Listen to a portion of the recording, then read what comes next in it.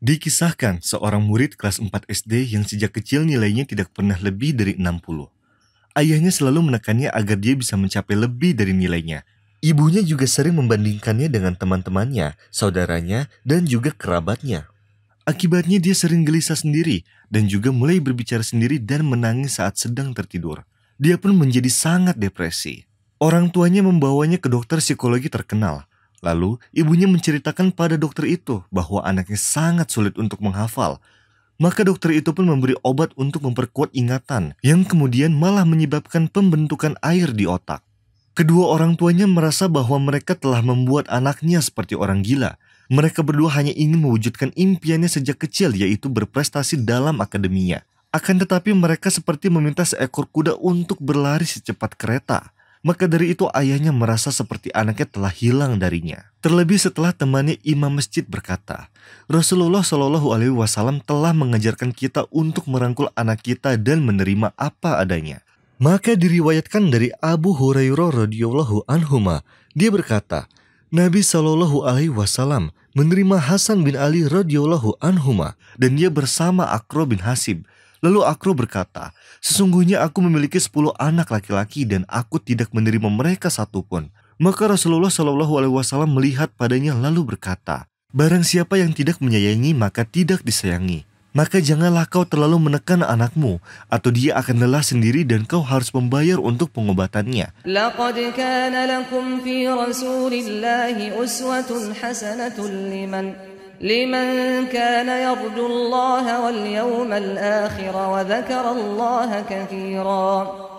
Anak-anakmu adalah rezeki dari Allah, maka terimalah rezekimu, anak-anakmu dengan ridho dan berjuanglah dalam mendidik mereka seperti yang Allah ridhoi. Dan yakinlah bahwa rezeki mereka ditanggung Allah, dan ini adalah kehidupan yang hanya satu kali. Maka bersenang-senanglah dengan anak-anakmu dan terimalah mereka dengan segala keadaannya. Ayahnya pun yakin dengan perkataan temannya dan memutuskan untuk mengubah cara yang sadis terhadap anaknya. Dia pergi mengunjungi putranya di sekolah dan meminta izin pada guru untuk mengucapkan beberapa kata pada putranya di depan teman-temannya. Kemudian ayahnya berdiri di depan para murid lalu memanggil anaknya dan memegang lengannya lalu berkata kepada teman-temannya, ini anakku dan aku sangat mencintainya. Dia rajin dan selalu menghafal. Sekecil apapun nilai yang didapat, tetap saja cintaku di hati lebih besar. Dan walau dia dapat nilai jelek, dia tetap anakku. Dan mulai hari ini aku akan menerapkan aturan bahwa seseorang harus mencoba meskipun dia tidak sukses. Jika dia belajar dan mendapat nilai bagus, dia adalah anakku dan cintaku. Dan jika dia belajar namun gagal, dia tetap anakku dan cintaku. Aku ingin kalian semua memaafkan atas apa yang aku lakukan padanya di masa lalu. Kemudian ayahnya mencium kepala anaknya di depan teman-temannya. Lalu air mata mengalir dari mata ayah dan putranya, membawanya ke pangkuan ayah. Kemudian semua murid bertepuk tangan kepadanya. Dan setelah hari itu, ayahnya pulang ke rumah dengan nyaman. Dan anak itu pun pulang dalam keadaan bahagia dan berkata kepada ayahnya, kau telah mengangkat derajatku hari ini, ayah. Temanku yang paling pintar di kelas berkata padaku, aku berharap memiliki ayah seperti ayahmu. Seiring berjalannya waktu, sang anak mulai nyenyak dalam tidurnya dan berhenti berbicara pada dirinya sendiri. Dan juga tidak mengompol seperti sebelumnya. Serta mulai membaik kesehatannya, tetapi jenjang sekolah tidak juga meningkat. Tetapi orang tuanya tetap menerimanya seperti itu karena ini adalah batas kemampuannya. يا أيها الناس اتقوا ربكم الذي خلقكم من نفس واحدة وخلق منها زوجها وبث منهما رجالا كثيرا ونساء واتقوا الله الذي تساءلون به والأرحام إن الله كان عليكم رقيبا. Dikisahkan pada waktu umur dia 8 tahun, ayahnya meninggal dunia. Pamannya pun mengurusnya, menafkahinya, dan juga mendidiknya. Setahun kemudian, ibunya menikah lagi dan syarat pernikahannya adalah tidak boleh hidup bersama dia. Dia pun pergi ke rumah pamannya dan ia dididik oleh pamannya dengan sangat baik. Ia diajarkan tentang ilmu agama dan dia juga mulai menghafal Al-Quran. Maka dia pun tumbuh di lingkungan Islam yang benar. dan dia sangat mencintai pamannya. Setelah dia lulus dari universitas, dia memutuskan untuk menikahi anak perempuan pamannya, yang mana anak perempuan pamannya setuju tanpa berpikir lagi. Dia adalah perempuan yang paling mengetahui akhlaknya dia dan kecintaan dia pada pamannya, ditambah lagi selalu berbakti pada ibunya. Setelah 2 tahun menikah, istrinya belum pernah hamil. Maka pergilah dia dan istrinya ke rumah sakit untuk melakukan pemeriksaan. Dia masuk terlebih dahulu ke ruang dokter dan mengetahui duluan tentang hasilnya. Lalu ia melihat bahwa sebab kemandulannya berasal dari istrinya, sedangkan dia sehat. Dia pun tersenyum dan melihat lagi hasilnya lalu memuji Allah Azza wa Jalla. Dia berkata pada dokter, "Aku akan memanggil istriku, tetapi aku ingin kau mengatakan bahwa akulah aibnya dan bukan istriku." Setelah membujuk, dokter pun setuju. Dia pun pergi dan datang lagi dengan istrinya dari ruang tunggu wanita, lalu mereka masuk ke ruang dokter, yang mana dokter memberitahu bahwa sebab tidak hamilnya adalah dia, dan dia membutuhkan terapi yang lama.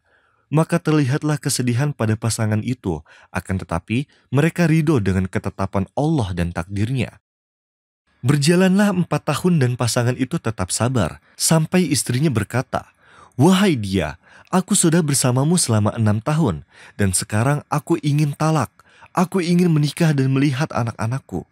Maka ini adalah tahun terakhir kita." Dia pun setuju dan ia hanya berharap besar pada Allah. وعاشروهن بالمعروف فإن كرهتموهن فعسى أن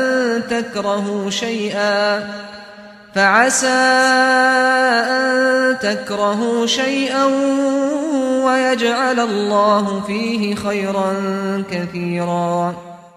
Hingga berjalanlah hari-hari sampai pada suatu hari istrinya menderita gagal ginjal.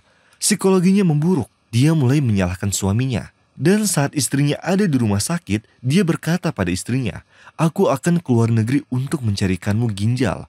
Setelah beberapa hari, dia menelpon istrinya dan mengabarkan bahwa dia telah menemukan pendonor dari India. Dia sesegera mungkin akan kembali. Lalu, sehari sebelum operasi, pendonor datang. Lalu dia meminta izin pada istrinya pergi safar untuk menyelesaikan pekerjaannya. Istrinya pun marah dan berkata, "Aku akan melakukan operasi penting dan kamu akan pergi meninggalkanku."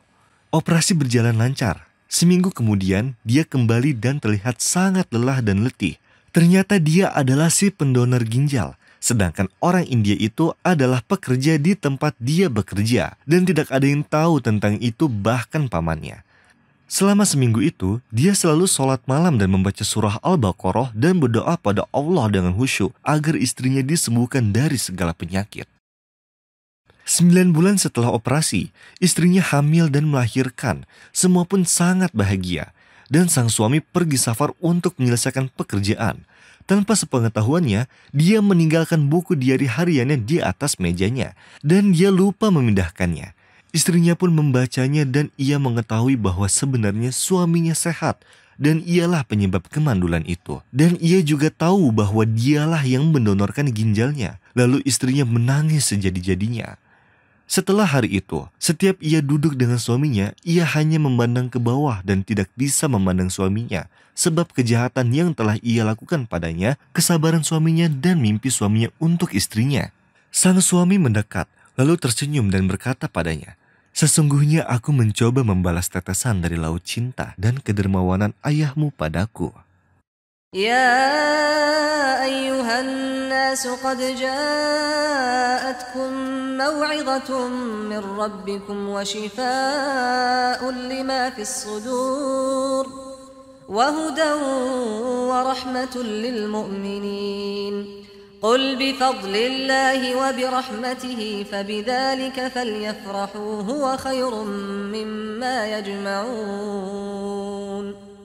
Dikisahkan, ada seorang gadis pelajar yang berhijab dan soleha. Dia selalu menjalankan perintah-perintah Allah dan taat padanya. Suatu hari didatangkan padanya seorang laki-laki untuk melamarnya, yaitu anak pamannya yang soleh dan juga penghafal Al-Quran.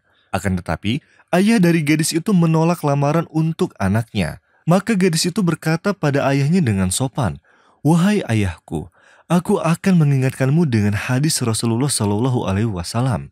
Jika datang pada kalian pelamar yang mana kalian ridhoi agama dan akhlaknya, maka nikahkanlah. Jika tidak, maka itu akan menjadi fitnah di bumi dan juga kerusakan yang tidak disengaja.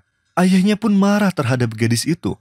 Lalu dia berkata padanya, sesungguhnya kakakmu telah memberitahuku hadis ini sejak 2 tahun yang lalu. Dan dia menikah dengan pilihan yang dia inginkan. Dan sekarang dia hidup dalam kemiskinan dan kekurangan. Gadis itu pun beristighfar kepada Allah dan berkata pada ayahnya, akan tetapi semenjak kakakku menikah, dia merasa bahagia yang tidak bisa digambarkan rasanya. Lalu kebahagiaannya tidak memisahkannya dari suami serta anak-anaknya. Dan kebahagiaan wahai ayahku hanya dalam ridha Allah atas kita. Sang ayah tetap bersikeras pada pendiriannya. Dan setelah beberapa hari teman kerja ayahnya meminta sang ayah untuk setuju menjodohkan putranya dengan gadis itu. Ayahnya pun setuju lalu memberitahu temannya bahwa gadisnya menginginkan pemuda yang soleh. Maka dari itu, dia harus meyakinkannya saat datang ke rumahnya. Saat ayahnya pulang kerja, dia memberitahu keluarganya bahwa temannya akan datang bersama anaknya untuk melamar gadis itu besok. Namun dia juga meminta anak perempuannya agar jangan terburu-buru dalam memutuskan dan menolak pemuda itu kecuali sudah berbicara dengannya.